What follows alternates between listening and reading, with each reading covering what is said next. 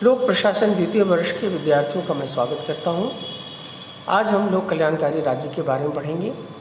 यह paper first प्रशासनिक संस्थाओं के अंतर्गत पढ़ा जाता है।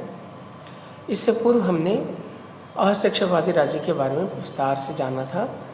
आज हम इस लोक कल्याणकारी राज्य के अर्थ, इसकी क्या अवधारणा है, इसका कब विकास हुआ, किन परिस्थितियों में विकास हुआ, इसके क्या लक्षण हैं, इसके क्या कार्य हैं, इसके संदर्भ में हम जानेंगे। लोक कल्याणकारी राज्य एक सकारात्मक राज्य है। इसके अंतर्गत सरकार से अपेक्षा की जाती है कि वह विभिन्न सामाजिक आर्थिक आवश्यकताओं की पूर्ति के लिए नागरिकों के लिए क्या करे, नीति का निर्माण करे, योजनाएं बनाए, कार्यक्रम बनाए, परियोजनाएं बनाए और उनकी विविध आवश्यकताओं की पूर्ति करे। यानी राज्य नागरिक जीवन को बेहतर बनाने के लिए कार्य करे। यह विशेषकर आर्थिक विकास के ऊपर बल देता है। राज्य से अपेक्षा की जाती है कि वह संसाधनों के समान वितरण द्वारा नागरिकों को अवसर की समानता प्रदान कर एक समतामूलक समाज की स्थापना करना इसका प्रमुख उद्देश्य होता है। देखिए, यह जो विचारधारा है यह 18वीं शताब्दी में तीव्र औद्योगिकीकरण के पश्चात जो समस्याएं पैदा हुई उसके कारण से जो अवधारणा है ये उसका उद्भव हुआ, या यूँ कह लीजिए कि इस प्रकार के राज्य की मांग की जाने लगी। तो क्या समस्या थी? तो आप जैसा जानते हैं, जब औद्योगिकीकरण होता है किसी भी स्थान का, तो वहाँ पर आसपास में जो लोग बसते हैं, जो मजदूर होते हैं, तो उनके आवास की समस्या, शिक्षा, स्वास्थ्य, स्वच्छता, इस तरह की समस्याएं, और कई बार जो है गरीबी की समस्या, बेरोजगारी की समस्या, ये भी समस्याएं पैदा हो जाती हैं क्योंकि सभी को रोज़गार मिले संभव नहीं हो पाता। उद्योगपति दो चीज़ों पर ध्यान देता है, अधिक से अधिक उत्पादकता बढ़ाना चाहता है, अधिक से अधिक मुनाफा बनाना चाहता है। तो उसका ध्यान श्रमिक के कल्याण पर नहीं बल्कि स्वयं के कल्याण पर होता है। तो इसलिए आप देखिए कि वह न्यूनतम मजदूरी तय करना चाहता है और वो चाहता है कि अधिक से अधिक जो है श्रमिकों के का जो है शोषण किया जाए। एक प्रवृत्ति रहती है, जब आप लाभ केंद्रित हो जाते हैं तो मजदूरों के हित की बात नहीं करते। तो फिर होता ये है कि जैसे जैसे किसी देश की जो अर्थव्यवस्था है वह निजी क्षेत्र में जाती है औद्योगिकीकरण के परिणाम स्वरूप, तो फिर मजदूरों की स्थितियाँ बिगड़ने लगती है, ख़राब होने लगती है। तो जब पश्चिमी देशों में औद्योगिकीकरण के फलस्वरूप या पूंजीवाद के जो विस्तार हुआ उसकी वजह से श्रमिकों की जो स्थितियां थी वो ख़राब होने लगी। तो राज्य से अपेक्षा की गई कि राज्य जो है इन नागरिकों के बेहतर जीवन के लिए हस्तक्षेप करे और उससे समस्याओं के समाधान की आशा की जाने लगी। तो ये एक बहुत बड़ा कारण था जिसकी वजह से इस प्रकार के राज्य के का उद्भव हुआ, इस प्रकार के राज्य के प्रति जो अवधारणा है उसका उद्भव हुआ। अब इसमें कुछ विचारकों ने भी योगदान किया। जैसे आप अरस्तु ने जो बात कही थी उसको भी लोगों ने कहा कि भाई राज्य अगर है तो राज्य के होते हुए नागरिक को है ना तकलीफ़ नहीं होनी चाहिए, उसको परेशानियाँ नहीं होनी चाहिए, क्योंकि राज्य का मतलब यही है कि वह नागरिकों के जीवन को बेहतर बनाए।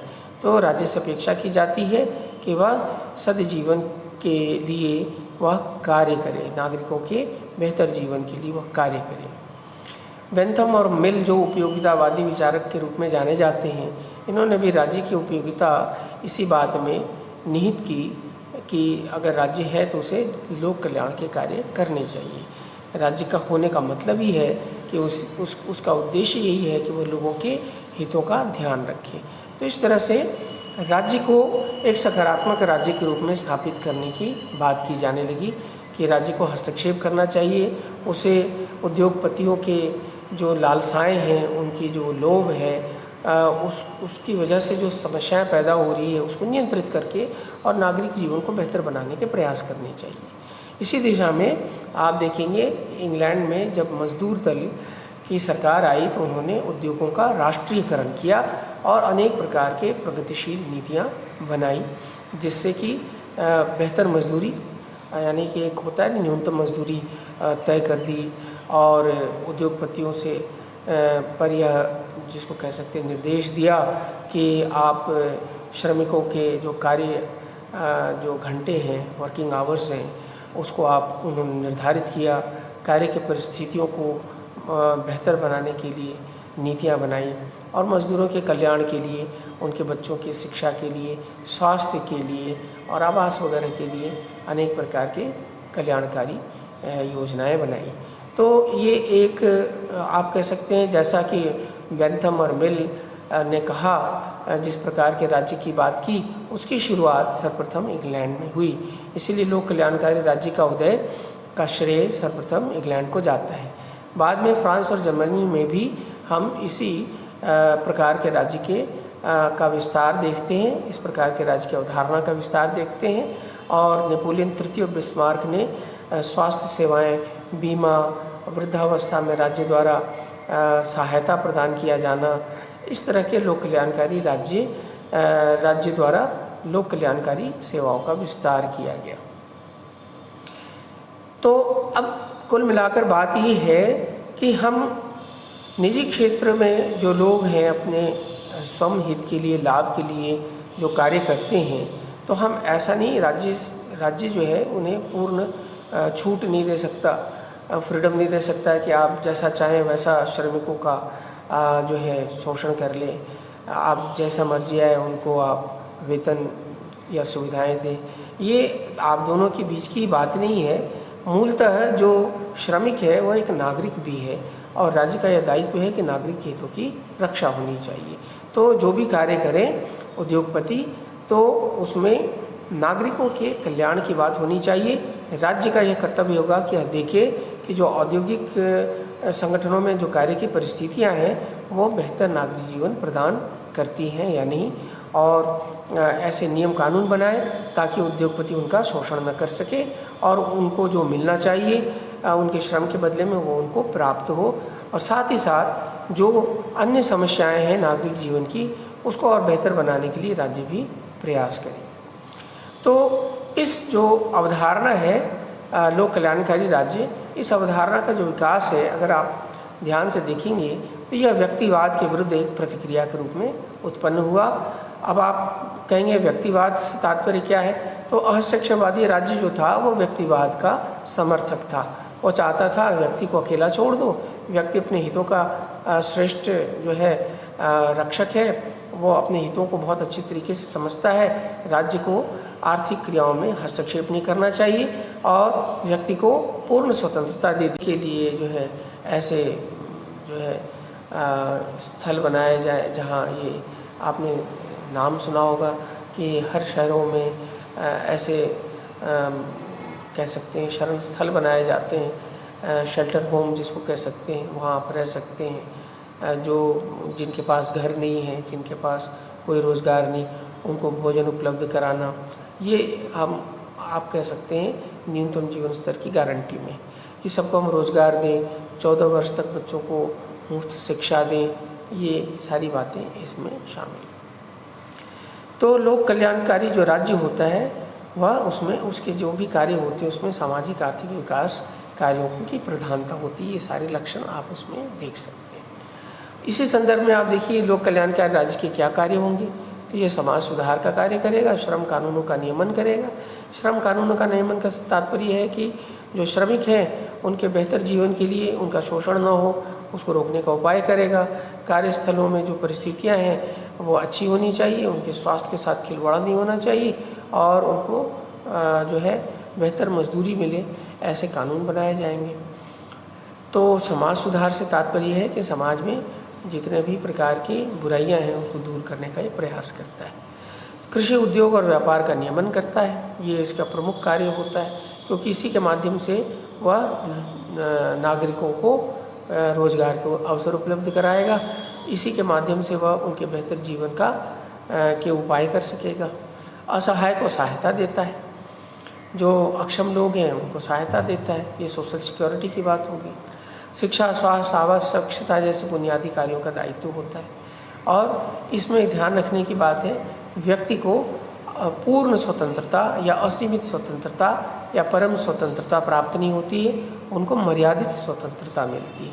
मर्यादित से मतलब उतनी स्वतंत्रता जितना उनके विकास के लिए आवश्यक है और उतनी स्वतंत्रता जिससे कि किसी दूसरे की स्वतंत्रता का वह हनन न करे। इसी को हम मर्यादित स्वतंत्रता कहेंगे। तो ये तो उसके प्रमुख कार्य हैं। बाकी इस विचारधारा की आलोचना भी हुई है, क्योंकि इस दृष्टि से आलोचना की जाती है कि यह व्यक्ति को पूर्ण स्वतंत्रता उस प्रकार से नहीं देता जैसा कि हस्तक्षेपवादी राज्य देता है। लेकिन मैंने जैसा आपको बताया कि पूर्ण स्वतंत्रता है न तो व्यक्ति के लिए न समाज के लिए हितकारी होती है। अगर किसी व्यक्ति को पूरी स्वतंत्रता दे दो, जैसा मर्जी चाहे वैसा वो काम करे, तो फिर तो वो समाज के लिए खतरा पैदा हो जाएगा। इसलिए व्यक्ति की पूर्ण स्वतंत्रता का जो है निषेध करता है। आप इसकी आलोचना कर सकते हैं कि भाई व्यक्ति जो है बहुत सारे कानूनों और नियमों के अंतर्गत बंधा हुआ महसूस होता है। हम कई बार सरकार की आलोचना भी करते हैं, खासकर पूंजीपति वर्ग करता है कि उसे पूर्ण स्वतंत्रता नहीं मिलती। बहुत सारे ऐसे नियम हैं जिसकी वजह से वह जो है अपने उद्योगों का विकास नहीं कर पाता। तो हम पूर्ण स्वतंत्रता दे भी नहीं सकते, क्योंकि जब हम समाजवाद की बात करते हैं, हम सबके हित की बात करते हैं, तो किसी एक व्यक्ति को पूरी आज़ादी नहीं दी जा सकती। व्यक्ति के अधिकार उतने ही होने चाहिए जितना उसके लिए और समाज के लिए उपयुक्त है, यानी एक संतुलित जो है हम अधिकार दे सकते हैं। राज्य की बाध्यकारी शक्तियों का प्रयोग करता है। निश्चित रूप में जब हम किसी व्यक्ति को पूर्ण स्वतंत्रता नहीं दे रहे, हमारा उद्देश्य है सबका ध्यान रखना है, सबका विकास करना है, तो किसी न किसी के अधिकारों को सीमित किया जाना जरूरी होगा। तो सबका ध्यान रखने के लिए हमको क्या करना है? संसाधनों का इस प्रकार से उपयोग करना है कि प्रत्येक का विकास हो। तो जो लोग सोचते हैं कि हमें ज़्यादा अवसर मिलने चाहिए, तो उनको ऐसा लगता है कि राज्य जो है हमारे ऊपर नियम कानून बनाकर और हमको असीमित विकास के अवसर नहीं दे रहा है। तो ये आप इसकी इस प्रकार से आलोचना की जा सकती है, लेकिन ये सारी जो आलोचनाएं हैं, ये आलोचनाएं स्वीकार्य नहीं हैं। वर्तमान या आधुनिक परिप्रेक्ष्य में हम इसको स्वीकार नहीं कर सकते। हाँ, एक बात ज़रूर है कि इसकी आलोचना में कि भाई चूँकि लोक कल्याणकारी राज्य अनेक प्रकार के सामाजिक आर्थिक कार्यक्रमों का निर्माण करता है, नीतियों का संचालन करता है, तो ये सब वह नौकरशाही के माध्यम से करता है।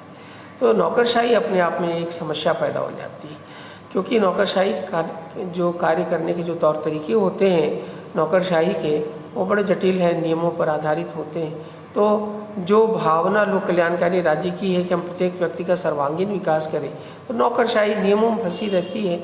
वो उस भावना के अनुसार प्रत्येक व्यक्ति के हितों का ध्यान नहीं रख पाती, वो नियम के अनुसार ही कार्य करती है। तो नौकरशाही उपयुक्त तंत्र नहीं होता लोक कल्याणकारी राज्य के जो उद्देश्य हैं उसको पूरा करने में, एक बाधा बन जाती है। ये इसकी अवश्य आप आलोचना इस रूप में कर सकते हैं कि यह नौकरशाही पर अति निर्भर व्यवस्था है। दूसरी जो बात है कि लोक कल्याणकारी जो राज्य होता है वो अपने प्रशासनिक क्रियाओं में लागत लाभ के जो मुद्दे होते हैं उसको महत्व नहीं देता। लोक कल्याण के नाम पे जो है पैसों का अपव्यय भी हो जाता है और बहुत सारे ऐसे कार्य किए जाते हैं, खासकर विकासशील देशों में, जो किसी वर्ग हित को के लाभ के लिए किए जाते हैं। कई बार दबाव की राजनीति भी होती है, तो सबका ध्यान नहीं रखा जा सकता। लोकतंत्र में आप जानते हैं कि लोकतंत्र जो है वो बहुसंख्यक लोगों का एक शासन हो जाता है, जिसमें मेजॉरिटी जो है वो माइनॉरिटी के हितों की उपेक्षा कर देती है। और जो पॉलिटिशियंस हैं, राजनीतिज्ञ हैं, या सरकार में जो लोग हैं, वह भी क्या करते हैं, उन लोगों को ज़्यादा महत्व देते हैं जो बहुसंख्यक हैं या जो उनका वोट बैंक है। तो इसकी वजह से उनके हितों का ध्यान रखने के लिए कई बार लागत लाभ, यानी क्या खर्चा आ रहा है, उससे हमको क्या बेनिफिट मिला, ऐसा विश्लेषण नहीं करते। वो खर्चे करते ज़रूर हैं, परंतु उसकी उपादेयता, उसकी उपयोगिता, उसकी उत्पादकता, इसकी जांच नहीं होती है। तो ये सब लोग कल्याणकारी राज्य के नाम पे कि भाई हम जब कल्याण के कार्य कर रहे हैं तो हम जो है कॉस्ट बेनिफिट एनालिसिस नहीं करें। तो इसलिए यहाँ पर ये एक समस्या उभर कर आती है कि हम लागत लाभ मुद्दों को भूल जाते हैं। लोगों का राज्य पर अति निर्भरता, यानी जो अक्षम लोग हैं या जो लोग अपनी बेहतरी खुद नहीं करना चाहते या अपने बेहतरी के लिए प्रयास नहीं करते, वो भी राज्य पर एक दायित्व या कहते हैं आरोप लगाते हैं कि सरकार हमारे लिए कुछ करती ही नहीं। तो ये एक आम धारणा बन जाती है कि राज्य के ऊपर अनावश्यक दबाव बन जाता है कि प्रत्येक नागरिक जो है वो अपने बदहाली के लिए राज्य को ही जिम्मेदार कहता है, जबकि व्यक्ति को अपने बेहतरी के लिए स्वयं भी कुछ प्रयास करने चाहिए। तो बहुत सारे अक्षम लोगों का बोझ जो है राज्य के ऊपर पड़ जाता है, और राज्य जो है चूँकि लोक कल्याणकारी है, सभी का ध्यान रखना है, तो उसके ऊपर जो है बहुत अनावश्यक दबाव बढ़ जाता है। तो इस प्रकार की जो अवधारणाएं थी वो लोक कल्याणकारी राज्य के संदर्भ में आप पुस्तकों में पढ़ें, और जो भी आपको परेशानी आए, समझ में नहीं आई हो बात, तो फिर आप कमेंट बॉक्स